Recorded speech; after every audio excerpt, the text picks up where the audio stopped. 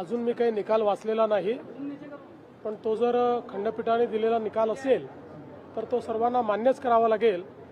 पण आता जवळपास गेले 25-30 वर्ष किंवा त्याहीपेक्षा जास्त मी स्थानिक स्वराज्य संस्थांच्या निवडणुका पाहतोय, पण असं पहिल्यांदा घडतंय की घोषित केलेल्या निवडणुका पुढे चाललेल्या आहेत, त्याचे निकाल पुढे चाललेले आहेत।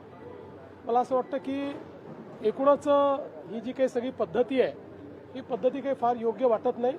अर्थात खंडपीठ स्वायत्त आहे, त्यांनी निकाल दिला तर तो सगळ्यांना मान्य करावा लागेल।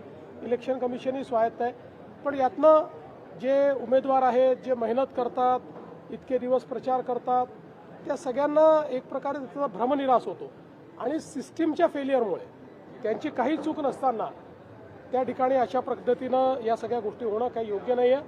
मला असं वाटतं अजून खूप निवडणुका इलेक्शन कमिशनला घ्यायच्या आहेत।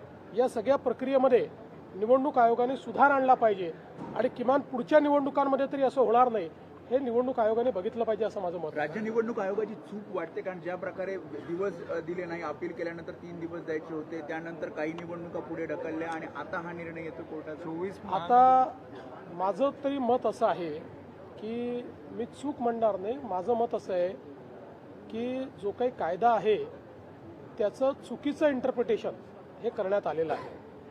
म्हणजे निवडणूक आयोगाचे वकील कोण आहेत मला माहीत नाही, विथ ऑल ड्यू रिस्पेक्ट अतिशय चुकीचं इंटरप्रिटेशन केलेलं आहे। कारण इतके वर्ष या निवडणुका आम्ही लढवतो आहोत, त्याचे नियम आम्ही बघितलेले आहेत, मीही अनेक वकिलांची त्याचा सल्लामसलत केलेली आहे। माझं मत आहे की हे चुकीचं इंटरप्रिटेशन आहे आणि त्यातनं ही निवडणुकीची सगळी प्रक्रिया, कारण मी पुन्हा एकदा सांगतो की ज्या ठिकाणी सगळ्या गोष्टी फॉलो झालेल्या आहेत अशा ठिकाणी कोणीतरी कोर्टात गेलं आणि कोर्टाने त्याला दिलासाही दिला नाही तरी तो केवळ कोर्टात गेला म्हणून त्या ठिकाणी निवडणुका पुढे नेणं हे कुठल्याच तत्वात बसत नाही, हे अतिशय चुकीचं घडलेलं आहे।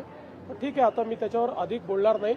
या संदर्भात माझी पर्सनल नाराजी ही मी कालही प्रगट केलेली आहे आणि ती कायद्यावर आधारित आहे। माझी काही इलेक्शन कमिशनवर नाराजी नाही आहे, माझी नाराजी कायदेशीररित्या होत नाही याच्यावर आहे।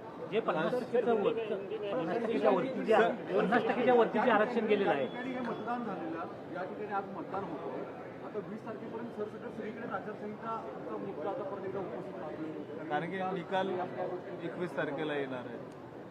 आता ते परत इलेक्शन कमिशनने ठरवायचं आहे, पण केवळ 24 ठिकाणी निवडणुका व्हायच्या आहेत म्हणून 284 पैकी सगळी मतमोजणी पुढे करणं हे मला तरी योग्य वाटत नाही। पण ठीक आहे, मी त्याच्यावर यापेक्षा अधिक बोलणार नाही। सर, दुसरीकडे एकीकडे मतदान सगळीकडे सुरू आहे, मात्र दुसरीकडे गोपनीयतेचा प्रश्न देखील उपस्थित झालेला आहे। संतोष बांगर स्वतः जाऊन अशा पद्धतीच्या तिथे मतदान करा अशा पद्धतीच्या सूचना देत आहेत वगैरे। मला असं वाटतं की किमान लोकप्रतिनिधींनी लोकशाहीची चाड ठेवली पाहिजे आणि लोकप्रतिनिधींनी निवडणुकांमध्ये आपण कसं वागतो आहोत, आपण काय संकेत देतो आहोत, काय संदेश देतो आहोत याचा विचार केला पाहिजे असं माझं मत आहे। कोकणामध्ये विशेष करून पैशांचे आरोप मोठ्या प्रमाणात झाले, कोकणात काल सुद्धा पैशांचे आरोप आहेत ते मोठ्या प्रमाणात झालेले पाहायला मिळतात। पैसे वाटप करताना एकीकडे काही सगळेच एकमेकावर आरोप करतात। या संदर्भात निवडणूक आयोग आणि पोलीस हे दोघेही सतर्क आहेत। कुठे गडबड झाली तर त्या ठिकाणी जी काही कायदेशीर कारवाई ती कारवाई देखील चाललेली आहे। मला असं वाटतं की ओव्हरऑल जर आपण बघितलं तर या निवडणुका शांतपणे पार पाडलेल्या आहेत। काही ठिकाणी टेन्शन आहेत, काही ठिकाणी अतिशय टोकाचे मतभेद देखील झालेले आहेत। होणं योग्य नाही आहे, याचा सगळ्यांनी विचार केला पाहिजे।